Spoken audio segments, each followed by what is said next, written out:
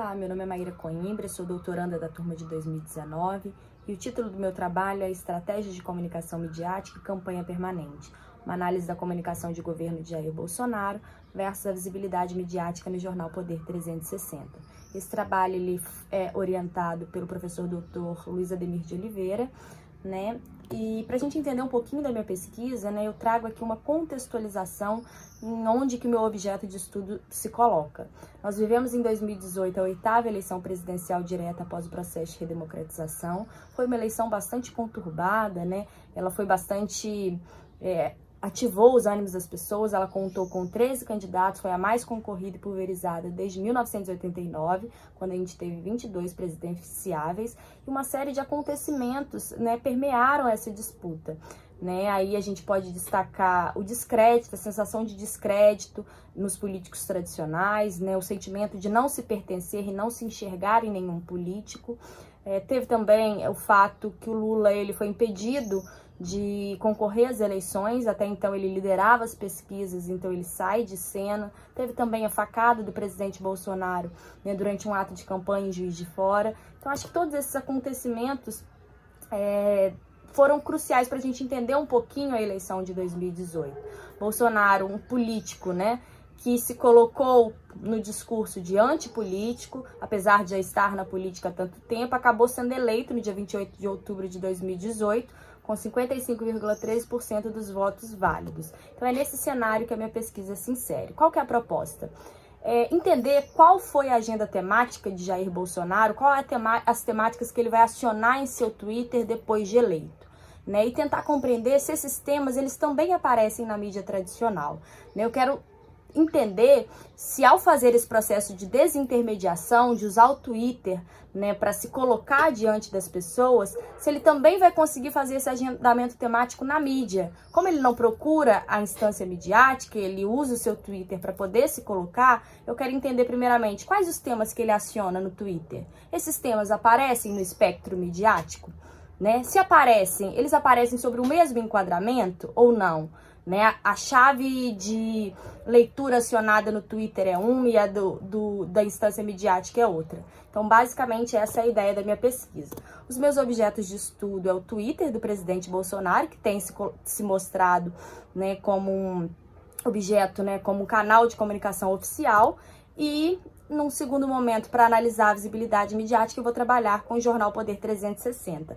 A ideia de trabalhar com o jornal até então, né, que não esses tradicionais, é dada a imprevisibilidade, né, e o grau de ineditismo para a minha pesquisa, né, o posicionamento da Folha. Eu sei qual é o posicionamento da Folha em relação ao governo. O jornal Poder 360 eu não sei, né? Então, em questão de contribuição para a pesquisa, a gente acreditou que trabalhar com o jornal Poder 360 poderia ser melhor. O recorte temporal, eu vou trabalhar com os 2 anos de governo Bolsonaro. Claro que 2 anos é um período extenso, né? Nem se a gente quisesse, a gente conseguiria trabalhar com esse corpus grande, mas a ideia é que a gente faça alguns recortes, a gente ainda não definiu quais, mas é de pontuar, de delimitar alguns acontecimentos e a partir desses acontecimentos fazer essa análise. Em questão metodológica, primeiro eu vou fazer uma pesquisa bibliográfica que vai se concentrar em 4 pilares que eu vou dizer mais adiante, e uma pesquisa documental. Eu vou trabalhar então com as postagens feitas pelo presidente no Twitter e as notícias publicadas no jornal Poder 360. E em questão de análise, eu vou trabalhar com 2 métodos: a análise de conteúdo automatizada, que é a análise para analisar os tweets, e a análise de enquadramento noticioso para trazer essa questão das notícias, né? Como o tweet eu vou trabalhar com um número muito extenso, a ideia é que eu tenha um software, né, me auxiliando nesse processo, então a gente vai trabalhar com o Iramutec.